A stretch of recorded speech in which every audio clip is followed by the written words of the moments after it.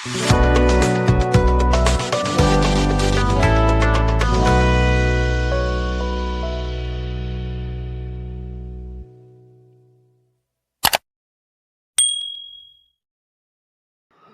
दोस्तों, बहुत बहुत स्वागत आप सभी का मेरे इस यूट्यूब चैनल किक शुभेंदु में। तो रात को 11 बजे है और इस वक्त हम बात करेंगे जो प्रेस कॉन्फ्रेंस हुआ है सुबह। अगर आप देखो तो गौतम गंभीर और अजीत अगरकर वहाँ पे थे प्रेस कॉन्फ्रेंस में before they travel for Sri Lanka. जो 27 तारीख को एक तरह से सीरीज स्टार्ट होनी है, उसके लिए वो एक तरह से आज रवाना हुए श्रीलंका की तरफ। लेकिन उससे पहले उन्होंने एक तरीके से प्रेस को एड्रेस किया है, क्योंकि बतौर नए कोच अपॉइंट हुए थे, तो एक फॉर्मल ईयर अब देखो थोड़ा सा प्रेस कॉन्फ्रेंस करना ज़रूरी था। और ऑब्वियसली जो टीम सिलेक्शन हुआ है उसके बारे में हल्का सा वो आइडिया देते, हल्का सा क्लैरिटी देते कि क्या लॉजिक रहा है एक तरीके से जो खिलाड़ियों का सिलेक्शन हुआ है या फिर रिजेक्शन हुआ है। तो मैंने बताया था उसके बारे में बात करेंगे, जो भी एक तरीके से उनका स्टेटमेंट आता है। और ऑब्वियसली देखो प्रेस कॉन्फ्रेंस हुआ था, आई थिंक जियो सिनेमा में लाइव था, मैंने देखा था। 80 से 85% मैंने आई थिंक देखा है, बाकी आई थिंक कुछ काम की वजह से मिस कर गया, बट कोशिश करूँगा हिंदी में आपको समझाने की। आई थिंक वो इंग्लिश में था प्रेस कॉन्फ्रेंस। तो ऑब्वियसली देखो काफ़ी पॉइंट्स पर उन्होंने बात की थी, काफ़ी क्वेश्चन हुए थे। आई थिंक जो क्वेश्चन पूछे गए थे मैंने ठीक से सुना नहीं, क्योंकि आई थिंक उस वक्त थोड़ा सा लो साउंड था, बट जो आंसर किए गए थे गंभीर या अजीत अगरकर के द्वारा वो काफ़ी क्लियर थे। और आई थिंक उस आंसर से आप कहीं ना कहीं क्वेश्चन का अंदाज़ा लगा सकते हो कि एग्जैक्टली क्या पूछा गया होगा। तो आई थिंक मैंने 6 पॉइंटर्स लिखे हैं, जो एक तरीके से मुझे लगता है कि काफ़ी एक तरह से की पॉइंटर्स थे। एंड बेसिकली यही था कि उन्हीं 6 पॉइंट्स के इर्द गिर्द एक तरह से क्वेश्चन पूछे गए थे। आई डोंट थिंक कि बहुत ज़्यादा कुछ एक्स्ट्रा वहाँ पे एक तरह से डिस्कस हुआ होगा। हाँ, जैसा ही कहा कि 15% शायद मैंने मिस कर दी है, तो उसमें कहीं ना कहीं थोड़ा सा अलग चीज़ आया होगा। बट तो start off with I think जो फर्स्ट क्वेश्चन था वो कप्तान को लेके,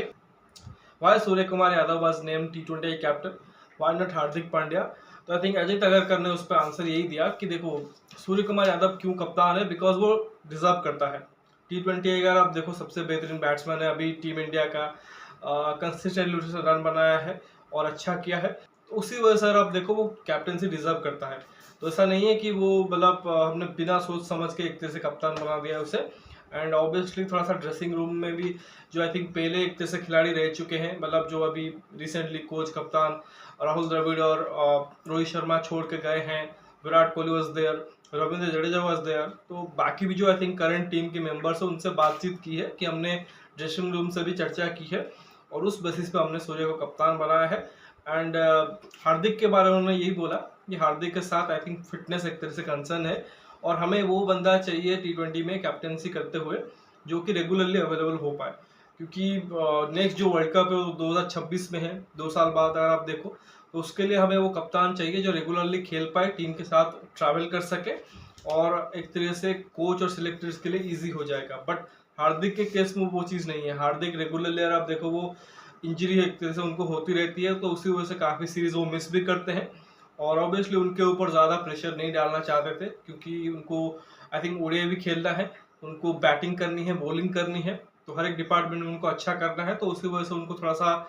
यही है कि थोड़ा सा प्रोटेक्ट कर रहे हैं। आई थिंक यही एक तरह से उन्होंने रीज़न दिया और ये चीज़ भी उन्होंने कही कि हमने कम्युनिकेट कर दिया है आई थिंक सभी प्लेयरों से कि क्यों एक तरह से हम चाहते हैं कि सूर्य को कप्तान बनाए और हार्दिक बतौर ऑलराउंडर एक तरह से टीम को रिप्रेजेंट करे, जो कि अभी भी एक बहुत बड़े प्लेयर है टीम के। तो आई थिंक ये आई थिंक मुझे लगता है पहला ही पॉइंट था। उसके बाद आई थिंक एक और क्वेश्चन उनसे हुआ था शुभमन गिल को लेके, शुभमन गिल क्यों वाइस कप्तान हुए हैं, क्या टीम इंडिया जो कि उनको एक तरह से ग्रूम कर रही है। तो ऑब्वियसली देखो आई थिंक उसमें बहुत ज़्यादा कुछ उन्होंने बोला नहीं था, बट यही बोला कि शुभमन गिल देखो बहुत ही टैलेंटेड प्लेयर है और एक ऐसे प्लेयर है जो कि अक्रॉस फॉर्मेट खेलेंगे, तीनों फॉर्मेट में, एंड ऑब्वियसली टीम इंडिया उनको एक तरह से आगे के लिए देख रही है। आई थिंक इसके साथ उन्होंने एक और क्वेश्चन भी शायद पूछा था जो जर्नलिस्ट बैठे हुए थे कि केएल राहुल और ऋषभ पंत कम कर चुके हैं और वो वाइस कप्तानी एक तरीके से कैंडिडेट थे, तो उनको ना बना के उन्होंने एक तरीके से शुभमन गिल को बनाया था। तो उसका उन्होंने यही रीज़न दिया था कि देखिए ऋषभ पंत अभी एक लॉन्ग ब्रेक के बाद कम कर रहे हैं इंजरी के बाद, तो अभी हम चाहते हैं कि वो थोड़ा सा सेटल हो जाए, उनको हम एक्स्ट्रा बर्डन नहीं देना चाहते हैं कैप्टनसी का। तो ऑब्वियसली वो चाहते हैं कि अक्रॉस फॉर्मेट जो ऋषभ पंत उनके फर्स्ट चॉइस विकेट कीपर हो सकते हैं, उनको पहले वो चाहते हैं गेम टाइम मिल जाए और वो हर एक फॉर्मेट में अपने आप को एक तरीके से ढाल लें।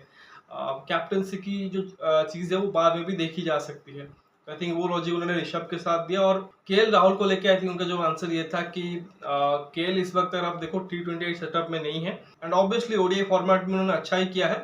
बट आई थिंक उन्होंने ये भी कहा कि जब मैं एक तरीके से सिलेक्टर बना तो शायद उस वक्त केएल राहुल, जो कि शायद कैप्टनसी रोल में थे नहीं, उससे पहले शायद थे, और आई थिंक वंस अगेन उन्होंने वही चीज़ कही कि शुभमन को लेके आई थिंक ड्रेसिंग रूम का माहौल काफ़ी अच्छा है, उनकी लीडरशिप के बारे में काफ़ी चर्चा होती है, एंड ऑब्वियसली हम किसी को फ्यूचर की तरफ देखना चाहते हैं, तो उन्होंने एक तरीके से वो डिसीजन लिया है। आई थिंक ये शुभमन गिल को लेकर था। एक और important question I think Ajit Agarkar को हुआ था कि ऋतुराज गायकवाड़, अभिषेक शर्मा एंड संजू सैमसन इस स्पेसिफिक फॉर्मेट से क्यों बाहर है। संजू सिर्फ T20 में है, बाकी ओडीआई से वो ड्रॉप है, बाकी ऋतुराज और अभिषेक दोनों ही फॉर्मेट से ड्रॉप है। अब इस पे आप उनसे बहुत ज़्यादा कुछ एक्सपेक्ट नहीं करते कि कुछ ऐसा बता देते कि जो आप एक तरह से सुनना चाहते हो बतौर फैन, क्योंकि फैंस तो उसको इंजस्टिस, पार्शलिटी और पॉलिटिक्स का भी नाम दे रहे हैं। मतलब वो चीज़ तो होती होगी, वो फेवरेटिज्म, वो पार्शलिटी हर जगह होती है, एंड ऑब्वियसली मतलब इंडियन क्रिकेट टीम में भी होती होगी, बट उसके जो आई थिंक उन्होंने आंसर दिए वो लॉजिकल आंसर ही दिए कि देखो हम सिर्फ 15 खिलाड़ी पिक कर सकते हैं। हर एक टीम में कहीं ना कहीं आप देखो जब हम सिलेक्ट करते हैं प्लेयर, कहीं ना कहीं एक दो प्लेयर ऐसे होते हैं जो कि डिजर्विंग होते हैं बट छूट जाते हैं। उन्होंने रिंकू सिंह का एग्जांपल दिया कि रिंकू ने T20 वर्ल्ड कप से पहले सब कुछ सही किया था, बट T20 वर्ल्ड कप में उसकी जगह नहीं बनी बिकॉज ऑफ अदर रीजन, कि वहाँ पे देखो उन्होंने कॉम्बिनेशन को देखा और उस हिसाब से टीम पिक किया। और वैसे उन्होंने बोला कि ऋतुराज, अभिषेक, संजू ये सब अच्छा कर रहे हैं एंड होपफुली आगे अच्छा करेंगे और टीम इंडिया में उनकी जगह भी बनेगी, but at the present moment जो उन्होंने खिलाड़ी पिक किए हैं इस टीम में वो भी एक तरह से डिजर्विंग है और उनको एक तरह से किसी ना किसी सोच के चलते एक तरह से पिक किया गया है। तो वही है कि आप आई थिंक इस पे क्या है एक तरह से बात करोगे, बहुत ज़्यादा कुछ है नहीं। मैंने पहले भी कहा है कि जो काम होता है वो सिलेक्टर्स और कोच इन्हीं के हाथ में होता है, कप्तान भी एक तरह से उसमें एक तरह से रिस्पॉन्सिबल होते हैं, बट एज अ फैन हमसे भी एक तरह से डिस्कस कर सकते हैं। और पर्टिकुलरली अगर मैं कहूँ शायद संजू सैमसन के केस में लग रहा है कि उनके साथ इनजस्टिस हुआ है, क्योंकि देखो अभिषेक के साथ क्या है, पहला ही सीरीज खेल रहे थे, उसके बाद ऑब्वियसली देखो पेकिंग ऑर्डर का एक तरह से मामला रहता है, तो वो ड्रॉप हुए हैं। आई थिंक सोच की बात है, अगर टीम इंडिया ये सोचती कि हमें थोड़ा सा आक्रामक जाना है टॉप ऑर्डर में, तो हो सकता है कि वो जायसवाल के साथ अभिषेक को ओपन करा देते, अभिषेक थोड़ा सा गेंदबाजी भी करके दे देते, बट आई थिंक उन्होंने वो सोच रखी है कि शुभमन ने अच्छा किया है, तो उन्हीं को एक तरह से कंटिन्यू रखते हैं। ऋतुराज के साथ क्या है केस, देखो वो 3 साल से टीम इंडिया के आसपास है, 2021 में उनका डेब्यू हुआ था, लगातार उन्होंने एक तरह से डोमेस्टिक में और आईपीएल में अच्छा किया है, बट बैकअप के तौर पर ही रहे हैं, क्योंकि अगर आप देखो 2022 तक उनके लिए जगह नहीं बन रही थी, बीच बीच में उन्होंने ओपन किया जब रोहित और राहुल नहीं थे, और फिर देखो कि यहाँ पे इस वर्ल्ड कप में रोहित और विराट ने ओपन किया, तो हार्डली उनके पास एक तरह से अपॉर्चुनिटी मिला है, यही एक तरह से बैकअप के तौर पे ही खेले हैं, या जहाँ पे टीम ने ट्रैवल नहीं किया है सीनियर टीम ने वहाँ पे खेले हैं, एशियन गोल्ड मेडलिस्ट कप्तान रह चुके हैं, बट उनके साथ ये भी देखो कि ये भी हो रहा है कि वो थोड़ा सा पेकिंग ऑर्डर में पीछे हैं, शुभमन गिल आगे हैं, यशस्वी जायसवाल आगे हैं। हाँ, ये हो सकता है कि जब शुभमन एक तरह से इंजर्ड होंगे या उनको रेस्ट मिलेगा तो हो सकता है ऋतुराज को मौका मिल जाए उस पैकिंग ऑर्डर के हिसाब से, क्योंकि आज of now I think Abhishek Sharma शायद चौथे पोजीशन पे होंगे और ऋतुराज शायद थर्ड पोजीशन पे होंगे, बट जैसा ही कहा कि अभी आपको थोड़ा सा इंतजार करना पड़ेगा ऋतुराज के लिए। ऑब्वियसली वो भी फील कर रहे होंगे कि मैंने अच्छा किया है, रन बनाया है, बट इस वक्त अगर आप देखो वैकेंसी नहीं है, बट जैसा ही कहा संजू के लिए, क्योंकि संजू अगर आप देखोगे उनके साथ पिछले टाइम में भी ऐसा हुआ है। देखो जब 2023 में एशिया कप का सिलेक्शन हुआ था तो सूर्य कुमार यादव को उनके ऊपर लिया गया था और तिलक वर्मा को भी पिक किया गया था। आई थिंक वहाँ पे लॉजिक ये दिया गया था कि तिलक वर्मा थोड़ा सा बॉलिंग करके दे देंगे तो थोड़ा सा ऑलराउंड ऑप्शन डालते हैं, लेफ्टी का भी फैक्टर देते हैं, और आई थिंक सूर्य के लिए ये था कि जिस पोजीशन पे वो बैटिंग करेंगे नंबर 6 पे, आई थिंक वहाँ पे कंपैरिजन करेंगे तो सूर्य कुमार यादव बेटर यूटिलिटी देते हैं, जो आई थिंक T20 उनके पास गेम है, बट वहाँ पे संजू ने नंबर 5-6 पे अच्छा भी किया था। तो खैर वहाँ पे तो उनके साथ खराब ही हुआ था, फिर वर्ल्ड कप में भी नहीं गए थे, सूर्या खेले। अब ये देखो आई थिंक सूर्या को लेके अजीत अगरकर ने ये कहा है कि वो सिर्फ T20 फॉर्मेट में एक तरह से कंसिडर कर रहे हैं। एक मैच टेस्ट में खिलाया था बीजीटी में, वो खराब हो गया, उसके बाद उनको एक तरह से मौका नहीं मिला टेस्ट में, ओडीआईज में भी अब उनको कंसिडर नहीं किया जा रहा है। और वहीं पे एक तरह से बात आएगा कि जब सूर्य कुमार यादव थे वहाँ पे, तिलक वर्मा थे, आप संजू को कंसिडर नहीं कर रहे थे, अब जब दोनों ही नहीं है तब भी आप उनको कंसिडर नहीं कर रहे हो और दो नए और प्लेयर ले आए हो, रियान पराग को ले आए हैं और शुभम दुबे को ले आए हैं। आई थिंक लॉजिक वही होगा कि ऑलराउंडर वाली स्पॉट हम भर रहे हैं नंबर 5-6 पे। संजू सैमसन जो कि नंबर 5-6 का प्लेयर रह चुका है पिछले टाइम में, आई थिंक ओडीआई में जितने उन्होंने रन्स किए हैं ज़्यादातर रन उन्होंने आके नंबर 5-6 पे किए हैं, बट आई थिंक अब बोल दिया जाएगा कि वो एक तरह से टॉप ऑर्डर का प्लेयर है। तो आई थिंक कुछ कुछ प्लेयरों के साथ आई थिंक वो लॉजिक जो कि काम नहीं करती है। And being a Sanju Samson fan, आप डेफिनेटली हरास फील कर सकते हो and you have every right to I think complain about it. तो मुझे नहीं लगता है उसमें कोई प्रॉब्लम है, बट जैसा ही कहा कि सिलेक्टर्स और कोच उनकी सोच ही अलग है। एक वक्त था जब गौतम गंभीर आई थिंक लगातार संजू सैमसन के बारे में बात कर रहे थे, उनके फेवर में बात कर रहे थे कि he is the best middle order batsman in India right, he is the best wicket keeper batsman in India right now. But I think तब के टाइम में और अब में शायद फ़र्क हो गया है एंड उसी वजह से देखो गौतम गंभीर अपने बातों को एक तरह से रख नहीं पा रहे हैं। उसके लिए उनको ट्रोल भी होना पड़ रहा है ट्विटर पे, बट आई थिंक इवेंचुअली देखो जब मौका मिलना होगा मिल जाएगा एंड होप करेंगे जल्दी मिले। बट फिलहाल ये एक्सपेक्ट करेंगे कि T20 में उनको एक तरह से स्टार्ट किया जाए, जो कि मुझे अभी भी लग रहा है कि मुश्किल है, बट होप भी कर सकते हैं। आई थिंक अभी तक जो मैंने आपको बताया है, डिस्कस किया है, आई थिंक ये अजीत अगरकर को एक तरह से क्वेश्चन थे और जवाब में उन्होंने एक तरह से रिस्पॉन्स किया था। बाकी अगर गौतम गंभीर के बारे में बात करें तो आई थिंक उन्होंने भी काफ़ी अच्छी पॉइंट्स रखी हैं। आई थिंक उनको सबसे पहले तो मतलब कोच के तौर पर उनकी एक तरीके से क्या रोल होगी वो एक तरह से पूछा गया था। तो ओबियसली उन्होंने कहा था कि मेरा सबसे बड़ा गोल यही होगा कि यहाँ पे मैं टीम के बेहतर के लिए सोचूं, ना कि अपने बेहतर के लिए, गौतम गंभीर द नेम के लिए। मैं यहाँ पे टीम इंडिया के लिए अच्छा करने की सोचूंगा एंड मेरी फर्स्ट प्रायोरिटी एक तरह से एज ए कोच रहेगा